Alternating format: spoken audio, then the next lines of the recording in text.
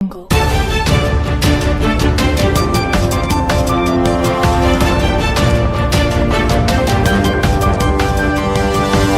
Audio jungle.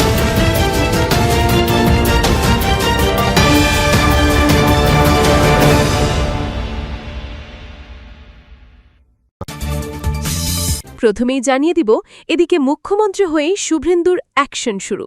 শেষ মুহূর্তে ফেসে যাচ্ছে নাহিদ, হাসনাত, সার্জিস। আওয়ামী লীগের ফেরার দিনক্ষণ চূড়ান্ত, যে কোনো মুহূর্তে গ্রেফতার ডক্টর ইউনূস। এবার জানিয়ে দিব, জুলাই সনদ বাস্তবায়ন করা হবে নোট অফ ডিসেন্ট বাদ দিয়ে, বললেন দুলু। এতক্ষণ শুনছিলেন সংবাদ শিরোনাম, এখন থাকছে বিস্তারিত। তার আগে ভিডিওটিতে একটি লাইক দিয়ে কমেন্ট করে জানিয়ে দিন আপনি আমাদের ভিডিওটি কোন জেলা থেকে দেখছেন বা শুনছেন। বাংলাদেশ ও পশ্চিমবঙ্গের সাম্প্রতিক রাজনৈতিক পরিস্থিতিকে ঘিরে নতুন করে আলোচনার ঝড় উঠেছে। বিভিন্ন রাজনৈতিক বক্তব্য, পাল্টাপাল্টি মন্তব্য এবং সামাজিক যোগাযোগ মাধ্যমে ছড়িয়ে পড়া নানা প্রতিক্রিয়া ঘিরে জনমনে তৈরি হয়েছে তীব্র কৌতূহল। বিশেষ করে পশ্চিমবঙ্গের রাজনীতিতে শুভেন্দু অধিকারীর উত্থান এবং বাংলাদেশের অভ্যন্তরীণ রাজনৈতিক অস্থিরতা নিয়ে বিভিন্ন মহলে আলোচনা আরও তীব্র হয়ে উঠেছে। শুভেন্দু অধিকারীকে ঘিরে ভারতের রাজনৈতিক অঙ্গনে যে নতুন সমীকরণের আলোচনা শুরু হয়েছে, তার সীমান্তের এপারেও প্রভাব ফেলছে। রাজনৈতিক পর্যবেক্ষকদের মতে তার রাজনৈতিক অবস্থান এবং বক্তব্য অনেক ক্ষেত্রেই সরাসরি বাংলাদেশ প্রসঙ্গকে সামনে নিয়ে আসে।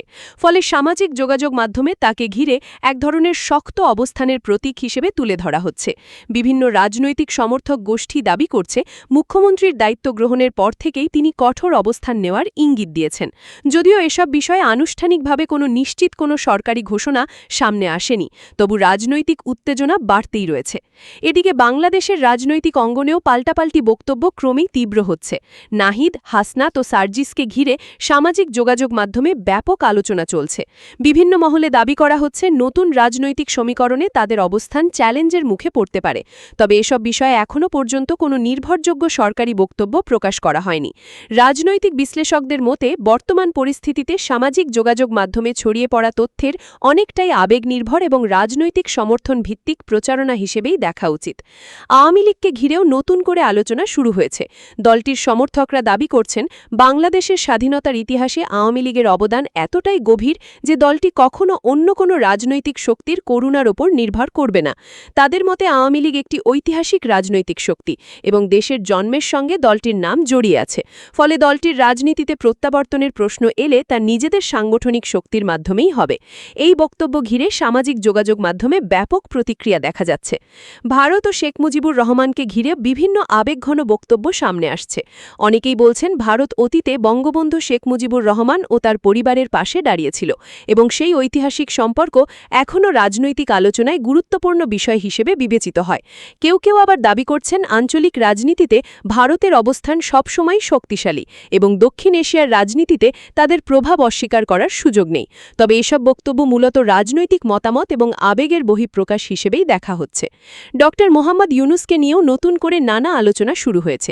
সামাজিক যোগাযোগ মাধ্যমে বিভিন্ন ধরনের দাবি ছড়িয়ে পড়লেও তার বিরুদ্ধে উত্থাপিত অভিযোগ কিংবা কোনো সম্ভাব্য আইনি পদক্ষেপ সম্পর্কে এখনও নিশ্চিত ও আনুষ্ঠানিক তথ্য প্রকাশ পায়নি। রাজনৈতিক বিশ্লেষকদের মতে বাংলাদেশে হাই প্রোফাইল ব্যক্তিদের ঘিরে গুজব এবং অতিরঞ্জিত তথ্য খুব দ্রুত ছড়িয়ে পড়ে। ফলে যাচাই ছাড়া কোনো তথ্য বিশ্বাস করা ঠিক নয়। বিশেষ করে আন্তর্জাতিকভাবে পরিচিত ব্যক্তিদের ঘিরে রাজনৈতিক বক্তব্য আরও দ্রুত ভাইরাল হয়ে ওঠে। একইভাবে তারেক রহমানকে নিয়েও বিভিন্ন ধরনের রাজনৈতিক আলোচনা সামনে আসছে।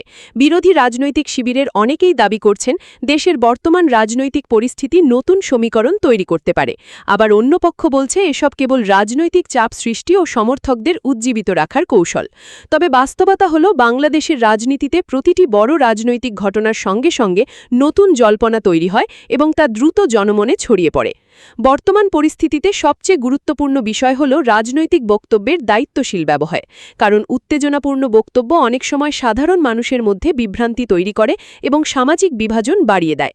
বিশেষজ্ঞরা মনে করছেন, রাজনৈতিক দলগুলির উচিত তথ্যভিত্তিক বক্তব্য দেওয়া এবং যাচাইবিহীন অভিযোগ থেকে বিরত থাকা। একই সঙ্গে সামাজিক যোগাযোগ মাধ্যম ব্যবহারকারীদেরও সচেতন ভূমিকা পালন করা প্রয়োজন। বাংলাদেশ ও ভারতের রাজনীতি ঐতিহাসিকভাবেই একে অপরের সঙ্গে নানা দিক থেকে সম্পর্কিত। সীমান্ত, সংস্কৃতি, ভাষা এবং মুক্তিযুদ্ধের ইতিহাস সবকিছু মিলিয়ে দুই দেশের রাজনৈতিক আলোচনা প্রায় পারস্পরিক প্রভাব ফেলে। তাই পশ্চিমবঙ্গের রাজনৈতিক পরিবর্তন কিংবা বাংলাদেশের অভ্যন্তরীণ উত্তেজনা উভয় বিষয়ই দুই বাংলার মানুষের আগ্রহের কেন্দ্রে থাকে। রাজনৈতিক বিশ্লেষকদের মতে বর্তমান সময়ে সবচেয়ে বেশি প্রয়োজন সংলাপ, সহিষ্ণুতা এবং তথ্য যাচাইয়ের সংস্কৃতি।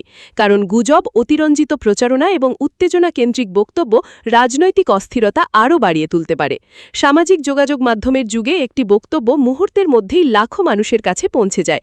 ফলে দায়িত্বশীল আচরণ এখন আগের যে কোনো সময়ের চেয়ে বেশি জরুরি।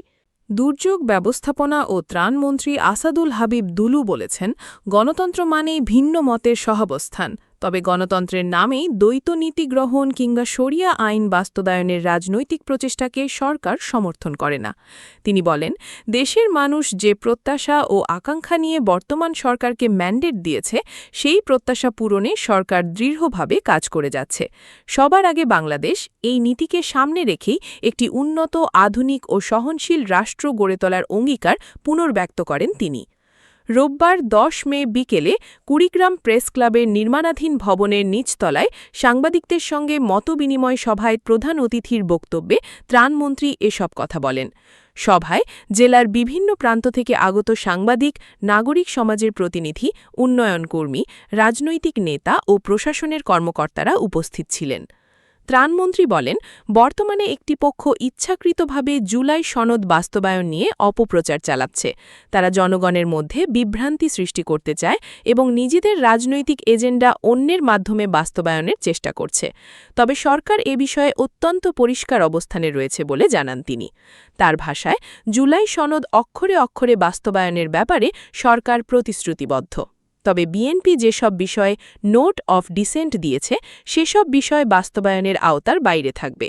তিনি আরও বলেন, জুলাই সনদ স্বাক্ষরের সময়ই পরিষ্কারভাবে উল্লেখ ছিল যে জনগণের ভোটে নির্বাচিত হয়ে যে দল সরকার গঠন করবে, তারা নিজেদের নোট অফ ডিসেন্ট সহ সনদের বিষয়গুলো বাস্তবায়ন করবে। ফলে এ নিয়ে বিভ্রান্তি বা ভুল ব্যাখ্যার কোনো সুযোগ নেই। তিনি উল্লেখ করেন, ৪টি গুরুত্বপূর্ণ বিষয়ে সরকার স্বাক্ষর করলেও পরবর্তীতে গণভোটের একটি বিষয় পরিবর্তন করা হয়েছে। তাই বর্তমান সরকার গণভোটের পক্ষে নয় বলে স্পষ্ট জানিয়ে দেন তিনি। আসাদুল হাবিব দুলু বলেন, সংস্কারের প্রশ্নে সরকার আন্তরিক। তিনি স্মরণ করিয়ে দেন যে জুলাই বিপ্লবের আগেই বিএনপি ৩১ দফা সংস্কার প্রস্তাব দিয়েছিল। সেই ধারাবাহিকতায় রাষ্ট্র ও প্রশাসনিক কাঠামোর প্রয়োজনীয় সংস্কারে সরকার কাজ করে যাচ্ছে। তার মতে, গণতন্ত্রকে আরও কার্যকর ও অংশগ্রহণমূলক করতে হলে দীর্ঘমেয়াদী সংস্কার অনিবার্য। রাজনৈতিক প্রসঙ্গ ছাড়াও কুড়িগ্রামের উন্নয়ন নিয়ে কথা বলেন ত্রাণমন্ত্রী।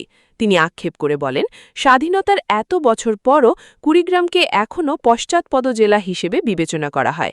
অথচ এ জেলার মানুষের সম্ভাবনা, কৃষি, নদী ও ভৌগোলিক অবস্থান উন্নয়নের জন্য অত্যন্ত গুরুত্বপূর্ণ।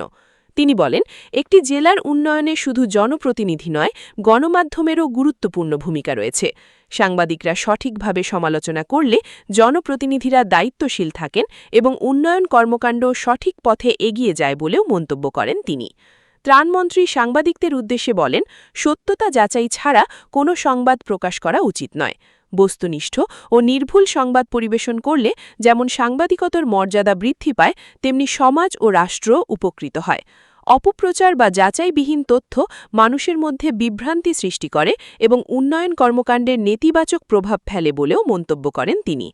ত্রাণমন্ত্রী তিস্তা নদীর প্রসঙ্গ টেনে বলেন, একটি নদী কিভাবে একটি পুরো জনপদকে পিছিয়ে দিতে পারে, রংপুর বিভাগ তার বড় উদাহরণ। তিস্তার ভাঙন, অনিয়ন্ত্রিত প্রবাহ এবং দীর্ঘমেয়াদী পরিকল্পনার অভাবে এ অঞ্চলের মানুষ বহু বছর ধরে ক্ষতিগ্রস্ত হচ্ছে। অথচ নদীকেন্দ্রিক সভ্যতা গড়ে ওঠার কথা থাকলেও বাস্তবে অনেক এলাকা দারিদ্র্য ও অনুন্নয়নের শিকার হয়েছে। তিনি বলেন, সরকার নদী ব্যবস্থাপনা ও আঞ্চলিক উন্নয়নে দীর্ঘমেয়াদী পরিকল্পনা নিয়ে কাজ করছে। সভায় কুড়িগ্রাম প্রেস ক্লাবের সভাপতি শফি খান সভাপতিত্ব করেন এবং সাধারণ সম্পাদক মাহফুজার রহমান খন্দকার অনুষ্ঠান সঞ্চালনা করেন।